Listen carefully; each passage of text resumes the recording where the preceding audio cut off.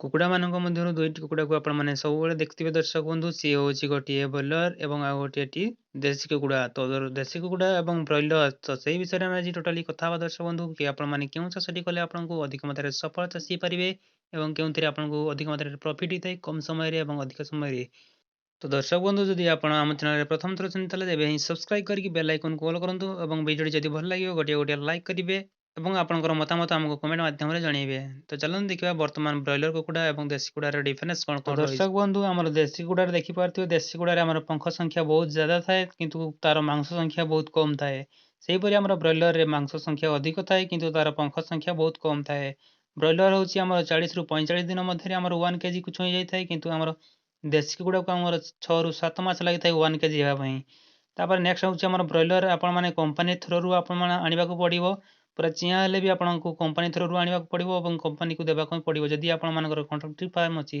ଯଦି ଆପଣମାନେ ଯଦି ଚାହୁଁଛନ୍ତି ଆପଣମାନେ ନିଜେ ମଧ୍ୟ କରିପାରିବେ କିନ୍ତୁ ଆପଣଙ୍କ ମାର୍କେଟ ସୁବିଧା ଥିଲେ ଆପଣମାନେ ମାର୍କେଟିଂ ଉପରେ ଡିପେଣ୍ଡ କରନ୍ତୁ। ଠିକ୍ ଅଛି। ତ ବ୍ରଏଲରର ଆପଣଙ୍କର କୌଣସି ପ୍ରକାରର ମାର୍କେଟିଂ ଅଛି କିନ୍ତୁ ଆମର ଦେଶୀରେ କୌଣସି ପ୍ରକାରର ମାର୍କେଟିଂ ତାର ସୁବିଧା ନାହିଁ। ଯେକୌଣସି ହାଟ ବଜାରରେ କିମ୍ବା ଗାଁ ଗହଳିରେ ଆପଣମାନେ ବିକ୍ରି କରିପାରିବେ କିନ୍ତୁ ବ୍ରଏଲରରେ ତାର ନିଜର ଗୋଟିଏ ମାର୍କେଟ ଅଛି। ଠିକ୍ ଅଛି ଦର୍ଶକ ବନ୍ଧୁ। ବର୍ତ୍ତମାନ ଦେଖିବା ଦର୍ଶକ ବନ୍ଧୁ ଆମେ ଖାଦ୍ୟ ସମ୍ବନ୍ଧୀୟ ତ ଖାଦ୍ୟ ସମ୍ବନ୍ଧୀୟରୁ ଦେଖନ୍ତୁ ଆପଣଙ୍କ ବ୍ରଏଲର ପଡ଼ିବା ଦିନରୁ ମତଲବ 1 ଡେ ଚିକ୍ସରୁ ଆପଣମାନେ 45 ଦିନ ପର୍ଯ୍ୟନ୍ତ ମାଲ ଉଠିବା ପର୍ଯ୍ୟନ୍ତ ଆପଣଙ୍କୁ ବାହାର ଦାନା ଖାଦ୍ୟ ଦେବାକୁ ପଡ଼ିବ। ଯେକୌଣସି ପ୍ରକାର ଆପଣ ଫ୍ରି ରେଞ୍ଜରେ ଛାଡ଼ିଲେ ତାକୁ ମୋର୍ଟାଲିଟି ହେଇଯାଇଥାଏ ଅଧିକ ମାତ୍ରାରେ।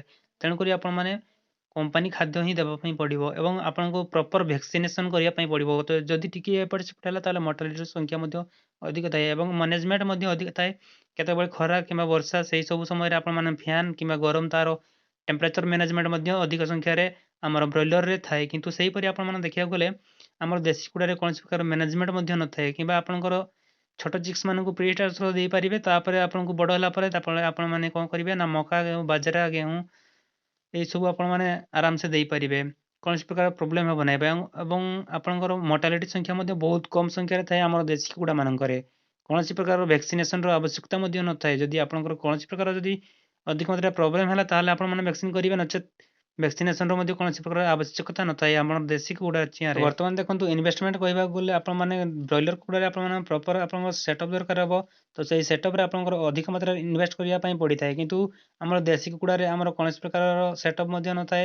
ଛୋଟିଆ ମୋଟିଆ କୁଡ଼ିଆ ଘରରେ ଆପଣମାନେ ରଖିକି ଆରାମସେ ତାଙ୍କୁ ବଢ଼େଇ ପାରିବେ। ତ ୟାଙ୍କର ଇନଭେଷ୍ଟମେଣ୍ଟ ବହୁତ କମ୍ ଥାଏ। ତ ଆପଣଙ୍କର ବ୍ରଏଲର କରିବା ପାଇଁ ଯାଉଛନ୍ତି ଯଦି ଆପଣଙ୍କ ଅଧିକ ମାତ୍ରାରେ ଇନଭେଷ୍ଟମେଣ୍ଟ କରିବା ପାଇଁ କାପାସିଟି ଥିଲେ ଆପଣମାନେ ବ୍ରଏଲରକୁ ଯାଆନ୍ତୁ ଏବଂ ଯଦି କମ୍ ମାତ୍ରାରେ ଥାଏ ତାହେଲେ ଆପଣମାନେ ଦେଶୀ କୁକୁଡ଼ାରୁ ଆରମ୍ଭ କରନ୍ତୁ। ଆଉ ବ୍ରଏଲରକୁ ଆପଣମାନେ ସିଜନ୍ ୱାଇଜ୍ ଚାଷ କରିପାରିବେ ଏବଂ ଦେଶୀ କୁକୁଡ଼ାକୁ ଆପଣମାନେ 12 ମାସରୁ 12 ମାସ ମଧ୍ୟରେ ଆପଣମାନେ ବର୍ଷ ଯାକ ଆପଣମାନେ ଚାଷ କରିପାରିବେ। ଯଦି ଆପଣମାନେ ବ୍ରଏଲରକୁ ଯଦି 12 ମାସ ଯାଏଁ ଚାଷ କରିବା ପାଇଁ ଚାହୁଁଛନ୍ତି ତାହେଲେ ଆହୁରି ଅଧିକ ମାତ୍ରାରେ କଷ୍ଟ ପଡ଼ିଥାଏ ଦର୍ଶକ ବନ୍ଧୁ।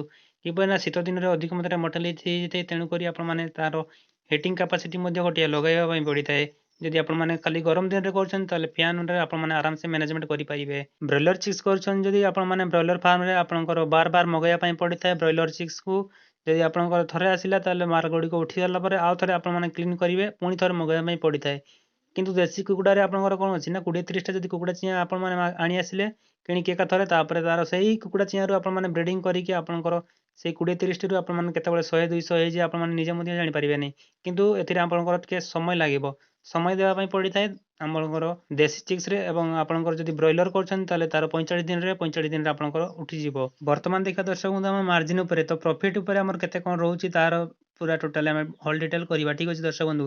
ତ ଆପଣ ଯଦି 45 ଦିନ ମଧ୍ୟରେ ଆପଣଙ୍କର ବ୍ରଏଲରଟି 1 କେଜି ହେଇଯାଉଛି ତାହେଲେ ଆପଣଙ୍କର ଏରିଆରେ କେତେ ବ୍ରଏଲର ଚାଲିଛି ତାର ହିସାବରେ ଆପଣମାନେ କହିବେ କମେଣ୍ଟ କରିକି ଆମକୁ ଜଣାଇବେ। ଏବଂ ଆପଣଙ୍କର ବ୍ରଏଲରଟି ଆପଣଙ୍କର ଯଦି 200 ଟଙ୍କା କେଜି ଚାଲିଛି ତାହେଲେ ତାର 20-30 ଟଙ୍କା ତ ମାର୍ଜିନ୍ ସେ କଟିଂ ବାଲା ରଖିବେ। ଯଦି ଆପଣମାନେ ନିଜେ କଟିଂ କରିଛନ୍ତି ତାହେଲେ ମୂଳ ପ୍ରଫିଟ୍ଟି ଆପଣଙ୍କର ଅଧିକ ମାତ୍ରାରେ ପ୍ରଫିଟ୍ ହେଇଥାଏ। ଏବଂ ଆପଣଙ୍କର ଯଦି ଦେଶୀ କୁକୁଡ଼ାଟି ଚାଷ କରିଛନ୍ତି ତାହେଲେ ଦେଶୀ କୁକୁଡ଼ାରେ ଆପଣମାନେ ତ ଜାଣିଥିବେ ଦର୍ଶକ ବନ୍ଧୁ ଏହାର କିପରି ଆପଣମାନେ ମ୍ୟାନେଜମେଣ୍ଟ କରିକି ବଢ଼େଇଛନ୍ତି। ଆପଣ ଯଦି ଫ୍ରି ରେଞ୍ଜରେ ବଢ଼େଇଛନ୍ତି ତାହେଲେ ଆପଣଙ୍କର ଅଧିକ ମାତ୍ରାରେ ପ୍ରଫିଟ୍ ହେବ। ଯଦି ଆପଣମାନେ 100 ଟଙ୍କା ଦେଇଛନ୍ତି ତାହେଲେ ୟାର 200-300 ଟଙ୍କା ଆପଣଙ୍କର ନିହାତି ଭାବରେ ପ୍ରଫିଟ୍ ହେବ।